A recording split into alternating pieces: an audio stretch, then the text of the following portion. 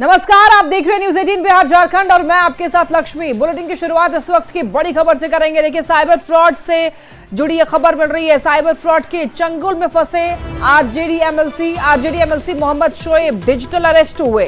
Cyber ठगों ने digital arrest किया, 12 घंटे तक डिजिटल अरेस्ट करके रखा। मुंबई साइबर क्राइम ब्रांच अधिकारी बनकर फोन किया गया था। ठगी से बाल बचे आरजेडी एमएलसी। साइबर थाने में इन्होंने लिखित शिकायत दी है। 12 घंटे तक डिजिटल अरेस्ट करके इनको रखा गया था। साइबर अधिकारी बनकर फोन किया गया था। ज्यादा जानकारी देंगे न्यूज 18 संवाददाता संजय हमारे साथ जुड़ रहे हैं। संजय, देखिए, यहाँ पर आरजेडी एमएलसी को डिजिटली अरेस्ट करके रखा गया था। एक बार पूरी जानकारी दीजिए फिलहाल। देखिए, बिल्कुल, ये जो आरजेडी के एमएलसी हैं, इनको डिजिटल अरेस्ट करके रखा गया और वो भी 12 घंटे तक ये डिजिटल अरेस्ट रहे। और इनको बताया गया था कि आपकी हत्या हो सकती है, तमाम तरह की धमकियां जो दी गई थी, और 12 घंटे तक ये बने रहे। और इन्होंने इस बात की जानकारी किसी को दी नहीं। बाद में इनको जब लगा कि इनसे ठगी की जाएगी, पैसे का जब डिमांड किया गया, तब 8 अप्रैल की घटना है। तब ये 9 अप्रैल को पहुंचे पटना के साइबर थाने में और वहां पर इन्होंने लिखित शिकायत जो है वो दर्ज करवाई। उसके बाद जो 2 मोबाइल नंबर सामने आए हैं, उनकी छानबीन में पुलिस जो है वो जुटी हुई है और पता कर रही कि किन लोगों ने इनको कॉल किया था और किस तरीके से ठगी की कोशिश की गई थी। लेकिन ये पहला मामला नहीं है, लगातार इस तरह के मामले सामने आ रहे हैं। आपको पता होगा कि पटना यूनिवर्सिटी की एक प्रोफेसर थी, रिटायर्ड प्रोफेसर 80 साल की, उनको डिजिटल अरेस्ट बनाकर करोड़ों की ठगी कर ली गई थी। तो तमाम तरह के मामले सामने आते हैं और अवेयर रहने की जरूरत है। ये मुंबई साइबर क्राइम ब्रांच का अधिकारी बनकर इनको फोन किया गया था। हालांकि ठगी से ये बच गए हैं, लेकिन फिलहाल पुलिस जो मोबाइल नंबर से कॉल किया गया था उसकी छानबीन में जुटी है कि किन लोग जो साइबर क्रिमिनल्स थे उनका किस तरीके का नेक्सस है और कैसे इनको ठगी इनसे करने की कोशिश की गई है। जी ठीक है, बने रहिए संजय हमारे साथ, आगे भी जुड़ेंगे आपसे। अब देखिए क्या होता है डिजिटल अरेस्ट, वो आपको बताते हैं। देखिए, डिजिटल गिरफ्तारी भी कहते हैं साइबर फ्रॉड को अंजाम देने का एक नया तरीका है। ये नया तरीके का ये स्कैम है जिसमें स्कैमर्स जो है वो टेक्नोलॉजी का इस्तेमाल करते हैं और मानसिक दबाव का इस्तेमाल करके लोगों को अपने जाल में फंसाते हैं। इस तरीके में वो वीडियो कॉल या फिर ऑडियो कॉल के जरिए ठग खुद को सरकारी अधिकारी के तौर पर पेश करते हैं और अपने शिकार यानी कि पीड़ित को झूठे मामले में फंसाने की धमकी देते हैं। लोगों को इन पर भरोसा हो जाए, इसीलिए कई बार ये ठग पुलिस स्टेशन जैसा दिखने वाला सेटअप बना करके विक्टिम को वीडियो कॉल करते हैं और वीडियो कॉल के जरिए डराते हैं, धमकाते हैं और उससे मोटी रकम वसूलने की भी कोशिश करते हैं। तो इसे कहते हैं डिजिटल अरेस्ट होना। और साइबर अपराधी जो हैं वो टेक्नोलॉजी का इस्तेमाल करते हैं। तो संजय हमारे साथ बने हुए हैं। RJD MLC Mohammad Shoaib digital arrest किए गए हैं, साइबर फ्रॉड के चंगुल में फंस गए और इसके बाद उन्होंने थाने में शिकायत दी है। बताते चलें आपको, डिजिटली अरेस्ट किया इनको साइबर ठगों ने। और साइबर ठग जो हैं वो इसी तरीके से जाल फंसा रहे हैं, जाल में लोगों को फंसाते हैं। जिन लोगों को समझ नहीं आता है, साइबर अपराधी जो है वो उनको अपना विक्टिम बनाते हैं। रवि एस नारायण हमारे साथ जुड़ रहे हैं फोन कॉल पे। रवि, देखिए, एक मामला सामने आया है साइबर ठगी का, डिजिटल अरेस्ट का। आरजेडी एमएलसी मोहम्मद शोएब को डिजिटली अरेस्ट किया गया। इस मामले में क्या कुछ अपडेट है? क्या अब तक जो साइबर अपराधी हैं उनका कुछ पता चल पाया है, कहां से उन्होंने फोन किया? देखिए, जो जानकारी मिली है कि आरजेडी का जो एमएलसी है कारी शोएब, उन्हें डिजिटली अरेस्ट किया गया 8 तारीख को। और 8 तारीख को मुंबई क्राइम ब्रांच के अधिकारी के नाम पे उनके पास फोन आया और उनसे कहा गया कि तमाम जो जानकारियां हैं वो उन्हें दें, क्योंकि कई ऐसे मामले आपके सामने दिखाई पड़ रहे हैं और जो बैंक खाते हैं उसे अवैध लेन देन की तमाम बातें जो है वो सामने निकल करके आ रही है, जिससे कारी शोएब जो है वो चौंकते हैं। लेकिन लगातार उन्हें वीडियो कॉल पर रहने को कहा जाता है। और ये आपको बता दें कि 8 तारीख को सुबह लगभग 11 बजे उनको कॉल आता है और रात के 11 बजे तक लगातार रखा जाता है। और उसी दिन जो है 8 तारीख को आरजेडी में 2 बजे से प्रेस कॉन्फ्रेंस रखी गई थी। लगातार लोग इंतजार कर रहे थे कि प्रेस कॉन्फ्रेंस होगा, लेकिन अचानक से बताया जा रहा है कि अपरिहार्य कारणों से आरजेडी की पीसी कैंसिल की जाती है। जबकि अब बातें सामने निकल करके आई है कि वहां पे उस दिन उनको डिजिटल अरेस्ट किया गया था। इसमें जो जानकारियां निकल के आई हैं उसके मुताबिक जो कारी सोहेब ने पुलिस को बताया है कि उसमें उनका कैश से संबंधित उसका सारा जो बैंक डिटेल्स है, उनके पास कितना गोल्ड है, ये तमाम जो जानकारियां हैं उनसे ली गई। न सिर्फ ली गई बल्कि उनको कहा गया कि एक सादे कागज में सिग्नेचर करके उसकी फोटो भी भेजे। तो उन्होंने फोटो भी भेजी है। अब जाकर के उन्होंने यहाँ पे मामला जो है वो दर्ज कराया है और इस पर कार्रवाई जो है वो आगे की जा रही है। लेकिन तो रवि, उनको कब समझ आया कि वो डिजिटली अरेस्ट हो चुके हैं और आगे कुछ और बड़ा स्कैम हो सकता है? देखिए, वहां पे जब जिस ढंग से उनको लगातार फोन किया गया और उनके बैंक की डिटेल्स जो खुद उधर से बताया जा रहा था कि आपके बैंक खाता नंबर इतना और तमाम जानकारियां, तो उन्हें लगा कि ये कोई मामला है। उस समय उन्हें नहीं लगा, लेकिन डिजिटल अरेस्ट होने के बाद अगले दिन जब उन्होंने एक पटना साइबर सेल में उन्होंने एक अधिकारी से बात की और उन्होंने बताया कि ऐसा ऐसा फोन आया है, तो फिर उन्हें बताया गया कि ये साइबर अपराधी हैं जो ऐसे साइबर अरेस्ट लगातार कर रहे हैं। हालांकि उनके साथ एक बात जो उनके लिए ठीक ये रही कि तमाम कोशिशों के बाद भी उनके खाते से कोई पैसे की निकासी जो है वो नहीं हो पाई, लेकिन बावजूद उन्होंने साइबर थाने में उन्होंने एक लिखित शिकायत दर्ज कर दी है ताकि तमाम जानकारियों के बाद जो है उनके खाते से या उनके साथ कोई घटना जो है वो ना घटे, धोखाधड़ी की घटना जो है वो ना घटे। इसके लिए उन्होंने साइबर सेल में जो अधिकारी उनसे बात करने के बाद उनको पता चला, जिसके बाद उन्होंने लिखित शिकायत दर्ज की है। ठीक है जी, ठीक है रवि, बहुत धन्यवाद आपका इन तमाम जानकारियों के लिए। इस वक्त की एक बड़ी खबर मिल रही है। देखिए, जहानाबाद से पुणे के एक कारोबारी का संदिग्ध हालत में शव मिला है। जहानाबाद से बता दें आपको, जो जानकारी मिल रही है उसके अनुसार घोसी थाना क्षेत्र के झुनकी और मननपुर के बीच में 2 दिन पहले सड़क किनारे एक शव फेंका हुआ मिला था। पुलिस ने जब जांच की तो मृतक की पहचान पुणे के कारोबारी लक्ष्मण साधु शिंदे के रूप में की गई।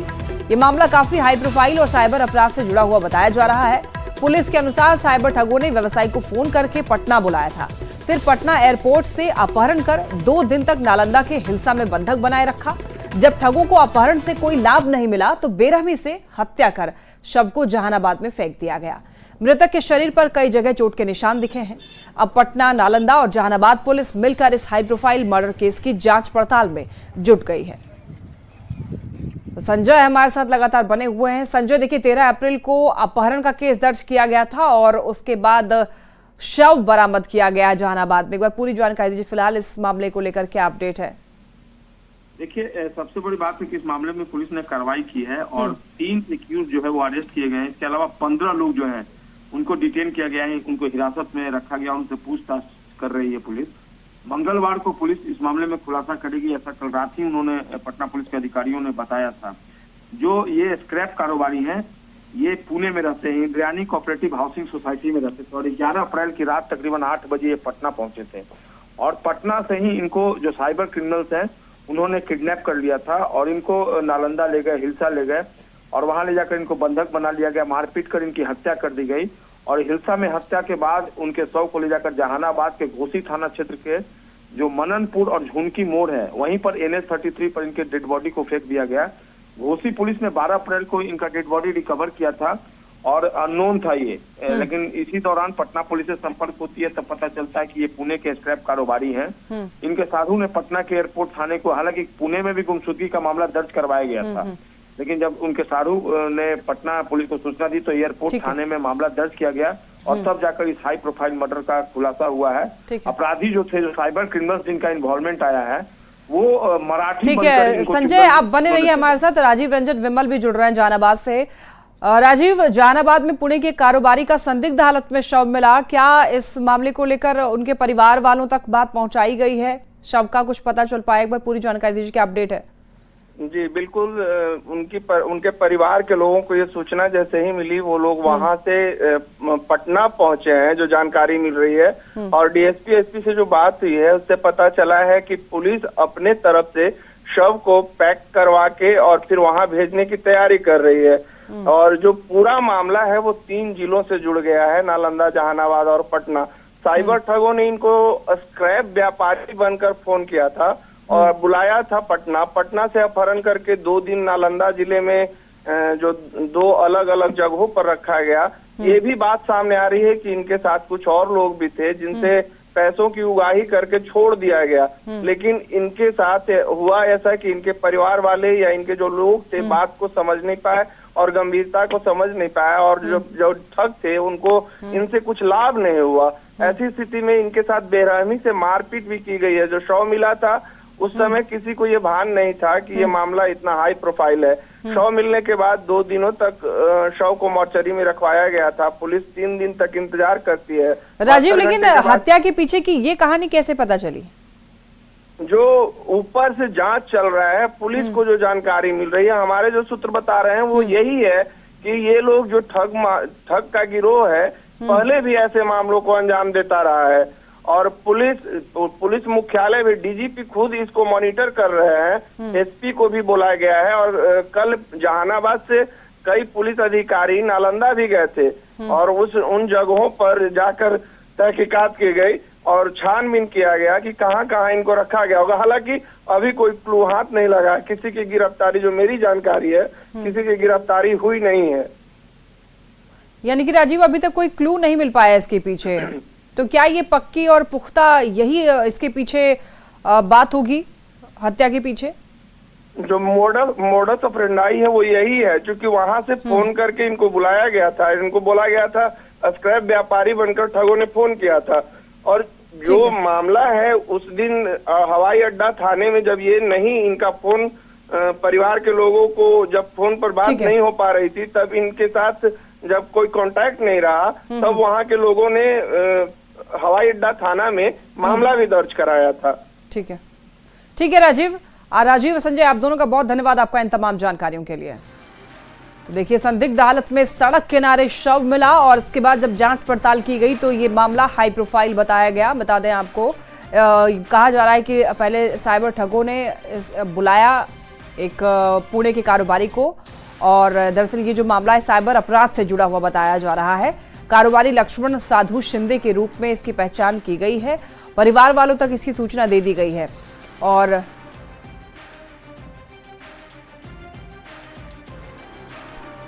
अरविंद प्रताप सिंह एसपी जहानाबाद हमारे साथ जुड़ रहे हैं।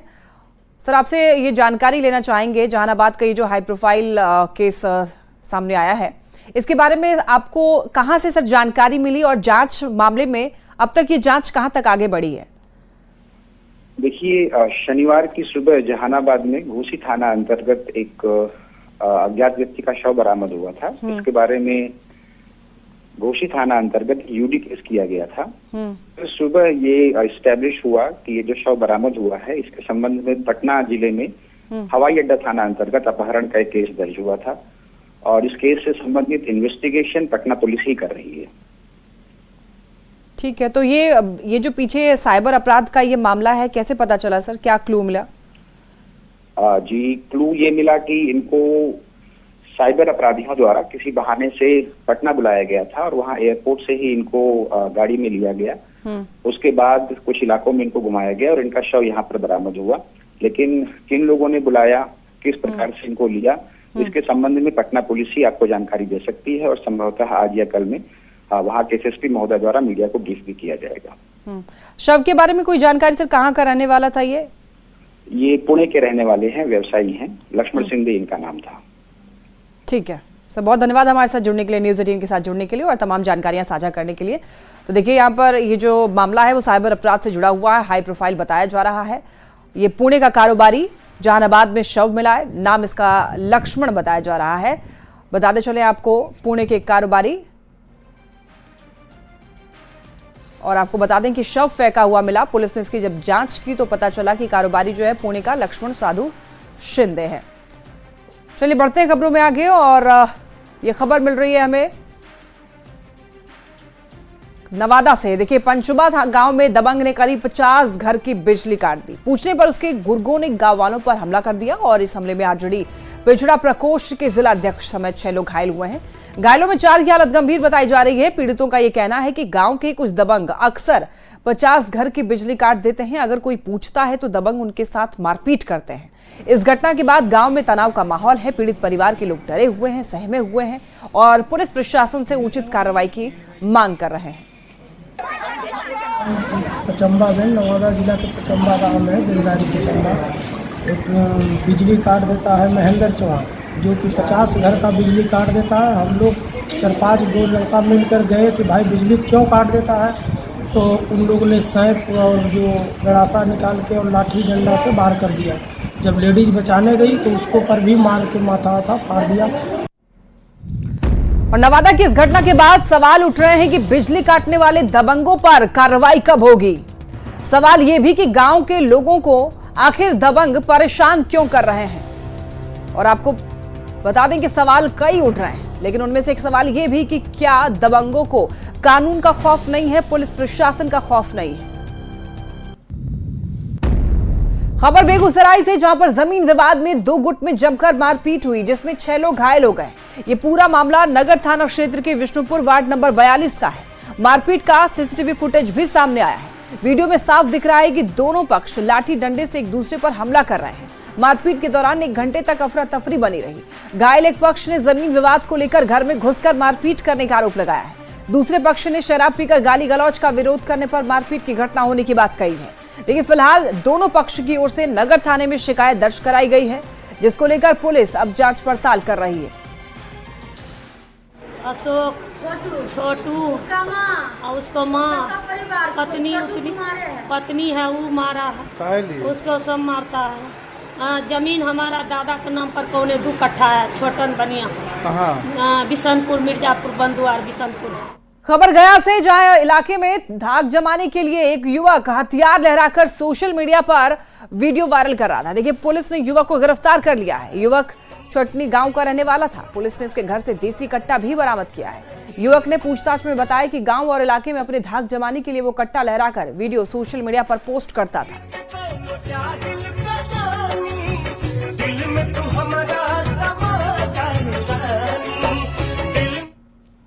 और अब बात आरजेडी विधायक के वायरल वीडियो की करेंगे। देखिए, बक्सर के ब्रह्मपुर से आरजेडी विधायक शंभू यादव के साड़ी वितरण समारोह में भगदड़ मच गई। महिलाओं के बीच भगदड़ का वीडियो जो है सोशल मीडिया पर वायरल हो रहा है। इस वीडियो में साफ तौर पर दिख रहा है कि साड़ी लेने के दौरान महिलाएं किस तरह एक दूसरे पर गिर रही हैं। आरजेडी विधायक शंभू यादव गुस्से में महिलाओं के ऊपर साड़ी फेंकते हुए भी दिख रहे हैं। वीडियो 11 अप्रैल का बताया जा रहा है। नेता प्रतिपक्ष तेजस्वी यादव उस दिन विधायक के आवास पर पेट्रोल पंप और गोदाम का उद्घाटन करने के लिए पहुंचे थे और इसी मौके पर साड़ी वितरण का कार्यक्रम भी रखा गया था। इस कार्यक्रम में साड़ी लेने के लिए काफी संख्या में महिलाएं विधायक शंभू यादव के आवास पर पहुंच गई थी और उसके बाद भगदड़ जैसी स्थिति आप इस वीडियो में देख सकते हैं कि कैसे महिलाएं एक दूसरे पर गिरती पड़ती हुई नजर आ रही हैं। और दरअसल साड़ी लेने की होड़ जो है महिलाओं के बीच में पड़ गई। इसके बाद विधायक जी गुस्से में आ जाते हैं और उसके बाद महिलाओं पर साड़ी जो है वो फेंकने लग जाते हैं। तो कहा 500 रुपया मिलो अपना वोट खातिर न देता क्या करो हम क्या देखे कुछ ना कर कोई का। इस वक्त की बड़ी खबर, आज दिल्ली में खड़गे के आवास पर बैठक। तेजस्वी यादव और खड़गे की बैठक आज दोपहर से पहले ही बैठक होगी। विधानसभा चुनाव से पहले अहम बैठक बताई जा रही है। तो देखिए, ये बड़ी जानकारी मिल रही है सूत्रों के हवाले से खबर। आज दिल्ली में खड़गे के आवास पर बैठक होगी। तेजस्वी यादव और खड़गे की बैठक होने वाली है। दोपहर से पहले ही बैठक होगी और इस बैठक को बहुत ही महत्वपूर्ण बताया जा रहा है। विधानसभा चुनाव से पहले देखिए, ये अहम बैठक इसीलिए क्योंकि कई ऐसे मुद्दे हैं जिस पर बातचीत होना अभी बाकी है। कई तस्वीरें साफ होगी इस बैठक के बाद में। तेजस्वी यादव और मल्लिकार्जुन खड़गे के बीच की ये मुलाकात कई सारे अनसुलझे सवालों के जवाब दे सकती है। औपचारिक मीटिंग है और हम लोग बात करेंगे और आगे इलेक्शन में बिहार को लेके क्या स्ट्रैटेजी होगी, इसको हम लोग देखेंगे क्या होता है। बाढ़ से बीजेपी विधायक ज्ञानेंद्र सिंह ज्ञानू ने विपक्ष पर निशाना साधा और कहा कि देखिए, देश में विपक्ष कहीं नजर नहीं आ रहा है। बिहार में इस साल विधानसभा चुनाव में एनडीए भारी बहुमत से जीतेगा।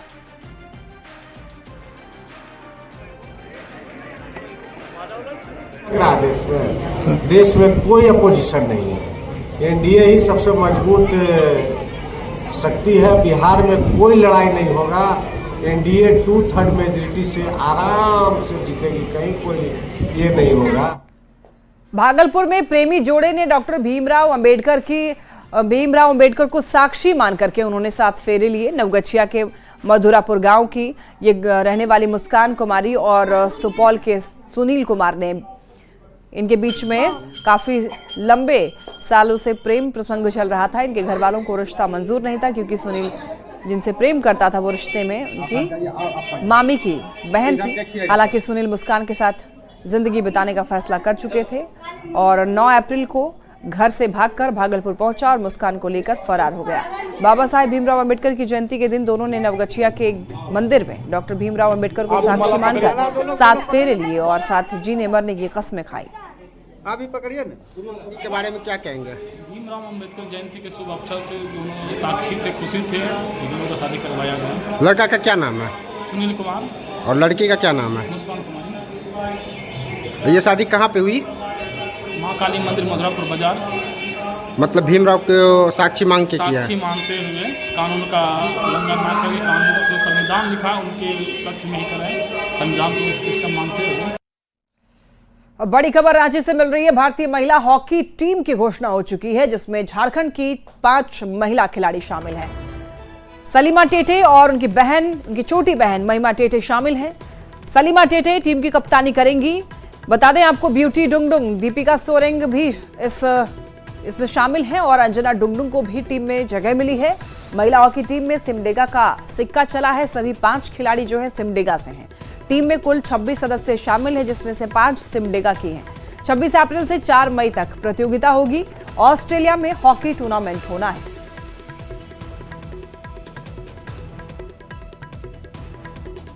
देखिए, झारखंड की 5 महिला खिलाड़ी हॉकी टीम में शामिल हुई हैं। सिमडेगा का सिक्का चला है जिसमें कि सलीमा टेटे जो हैं वो कप्तान बनी हैं। भारतीय महिला हॉकी इसमें महिमा टेटे हैं जो कि सलीमा टेटे की छोटी बहन है और आपको बताते चले ब्यूटी डुंगडुंग है, दीपिका सोरेंग है और अंजना डुंगडुंग है। तो ये 5 महिला खिलाड़ी हैं जो कि शानदार प्रदर्शन करेंगी। महिला हॉकी टीम में इन 5 को जगह मिली है। और इसी के साथ इस बुलेटिन में इतना ही। तमाम खबरों के लिए आप देखते रहिए न्यूज़ 18।